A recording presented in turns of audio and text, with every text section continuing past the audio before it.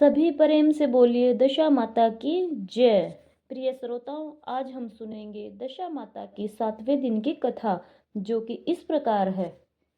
एक गांव में एक बुढ़िया ब्राह्मणी रहती थी। वह बहुत गरीब थी। उसके एक बेटा था। एक दिन वह अपने बेटे से बोली, बेटा, कुछ ऐसा काम करो जिससे 4 पैसे की आमदनी हो और हम दोनों का जीवन निर्वाह हो। अब मेरे बुढ़ापे के कारण हाथ पैरों ने जवाब दे दिया है। तब उसका लड़का गांव वालों के जानवर चराने लगा। एक दिन लड़का पशुओं को पानी पिलाने नदी पर ले गया। वहां पर महिलाएं स्नान करके दशा माता का डोरा ले रही थी। उनके पास एक डोरा बच गया था।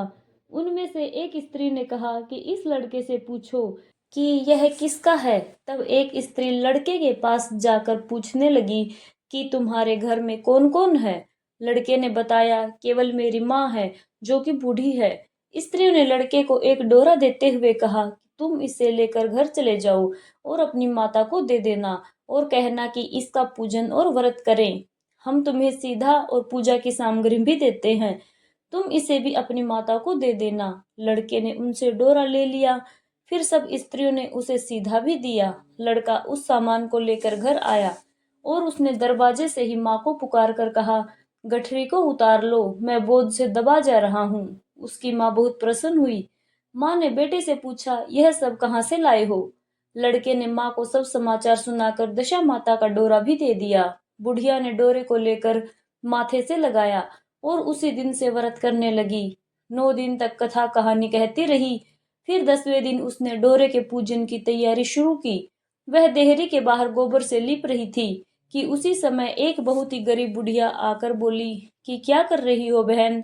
उसने जवाब दिया कि आज मेरे घर पर दशा माता का पूजन है, इसलिए लीप रही हूँ। उस बुढ़िया रूपी दशा माता ने कहा कि मुझे बहुत प्यास लगी है, थोड़ा सा पानी पिला दे। इस पर लड़के की माता बोली, मैं तो इस मिट्टी के बर्तन से पानी पीती हूँ, मेरे यहाँ लोटा लुटिया कुछ भी नहीं है। तुमको पानी किसमें भर के दूं? एक कटोरी ही मेरे घर में है, पता नहीं वो भी कहाँ पड़ी होगी। जरा तुम ठहरो, मैं कटोरी लेकर आती हूँ, तुमको पानी पिलाऊंगी। बुढ़िया हाथ धोकर अंदर कटोरी लेने गई।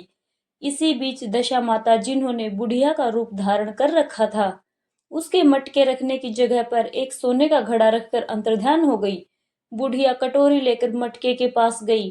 वहां सोने का घड़ा देखकर घबराई। वह मन में सोचने लगी कि मुझ पर बुढ़ापे में चोरी का नाम लगेगा, मैं चोर कहलाऊंगी। वह इसी चिंता में दशा माता रूपी बुढ़िया को खोजने निकली। तब तक उसका बेटा भी घर आ गया था।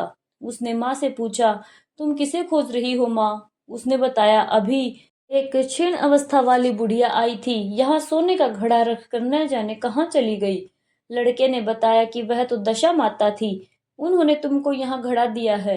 दोबारा फिर कभी आए तो उनके स्वागत में कोई कमी नहीं छोड़ना और उनकी आज्ञा का पालन करना। जब तुम नदी पर नहाने जाओ तो तुम्हें नदी के घाट पर जो भी चीजें मिले उसको दशा माता का दिया हुआ प्रसाद समझकर ले लेना।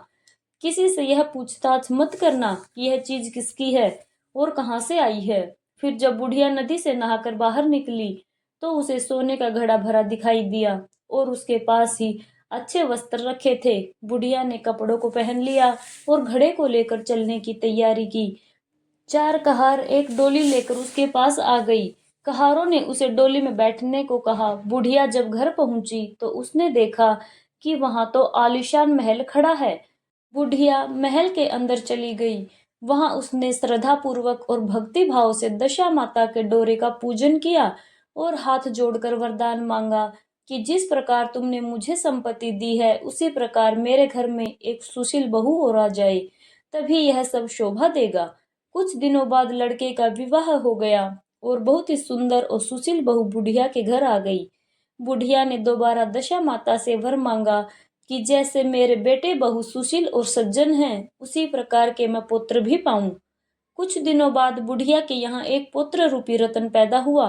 एक दिन बुढ़िया ने अपने बहू को पास बैठाकर समझाया कि मेरी यह सब संपत्ति दशा माता की प्रदान की हुई है, उन्हीं की कृपा से तुम इस घर में आई हो। मेरे नहीं रहने के बाद यदि कोई मैले कुचैले कपड़े धारण किए बुढ़िया तुम्हारे घर पर आए तो उसे आंचल के छोर से पोंछ डालना, घिन मत करना, उससे प्रार्थना करना कि यह सब आपका ही दिया हुआ तो है।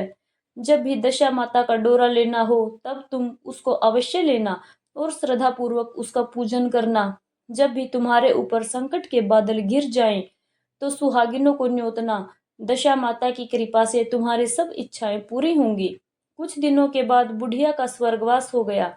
दशा माता ने सोचा कि बुढ़िया के घर चलकर देखना चाहिए कि उसकी बहू सास के वचनों का पालन करती है या नहीं। एक दिन दशा माता वृद्धा भिखारिन का वेश धरकर उसके घर गई। उसे देखते ही बहू खड़ी हो गई, उसके पांव छुए और बालक को उसकी गोद में डाल दिया। उसकी श्रद्धा भक्ति से दशा माता बहुत ही प्रसन्न हुई। उन्होंने बहू को आशीर्वाद दिया, तेरी धर्म बुद्धि है, भगवान तेरा सदैव कल्याण करेंगे, भंडार भरपूर रहेगा, तू जो भी इच्छा करेगी वह तुझे अवश्य प्राप्त होगी। दशा माता ने जैसी कृपा बुढ़िया ब्राह्मणी पर की वैसे ही कृपा सब भक्तजनों पर बनी रहे।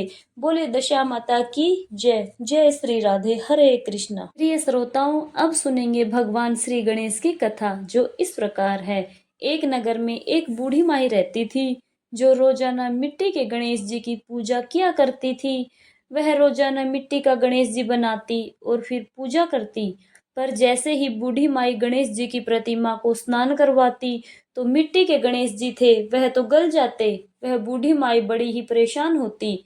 वह चाहती कि मेरे पास ऐसी प्रतिमा हो जो खराब ना हो तो कितना अच्छा होता। एक समय की बात है, बूढ़ी माई के घर के पास एक सेठ जी का मकान बन रहा था। तभी बूढ़ी माई मकान बनाने वाले मिस्त्री के पास जाकर बोली कि बेटा, मुझे पत्थर की मूर्ति बनाकर दे दो।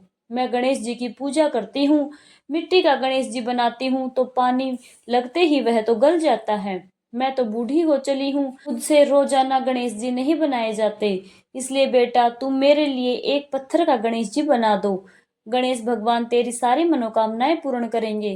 तो बूढ़ी माई की बात को सुनकर मिस्त्री कहने लगा कि हम तुम्हारे लिए मूर्ति बनाएंगे, उतनी देर में तो हम अपनी दीवार बना लेंगे, हमारे पास इतना समय नहीं है।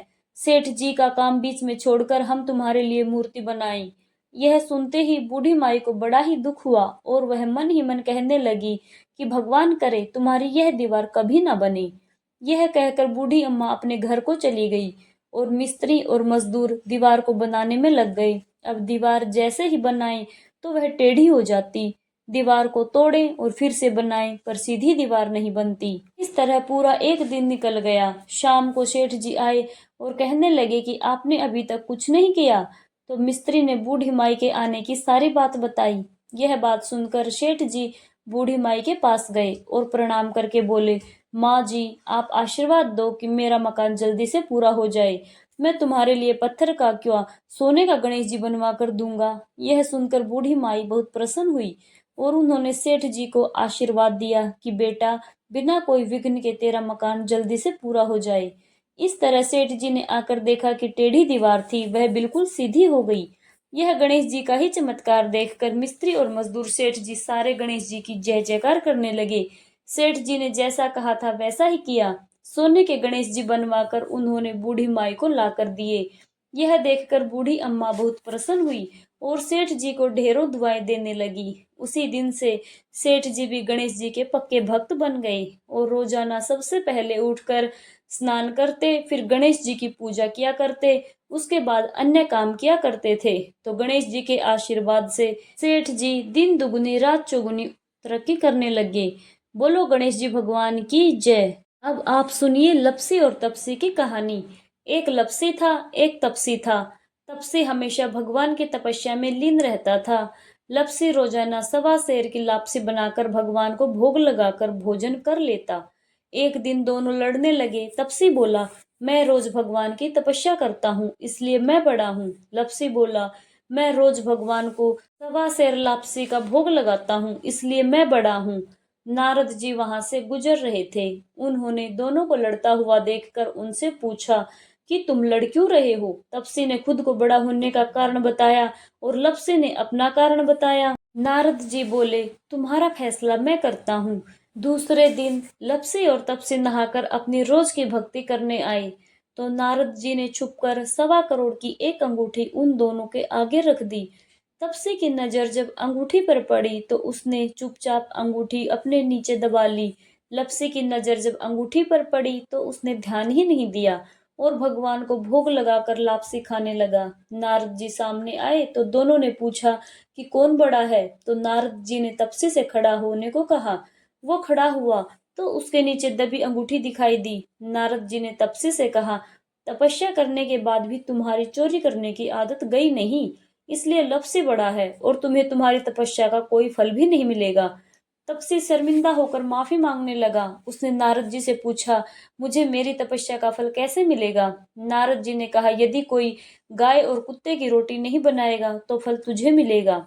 यदि कोई ब्राह्मण को भोजन करवाकर दक्षिणा नहीं देगा तो वह फल तुझे मिलेगा। यदि कोई साड़ी के साथ ब्लाउज नहीं देगा तो फल तुझे मिलेगा।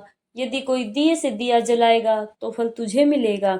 यदि कोई सारी कहानी सुने लेकिन तुम्हारी कहानी नहीं सुनेगा तो फल तुझे मिलेगा। उसी दिन से हर व्रत कथा कहानी के साथ लपसी और तपसी की कहानी भी सुनी और कही जाती है।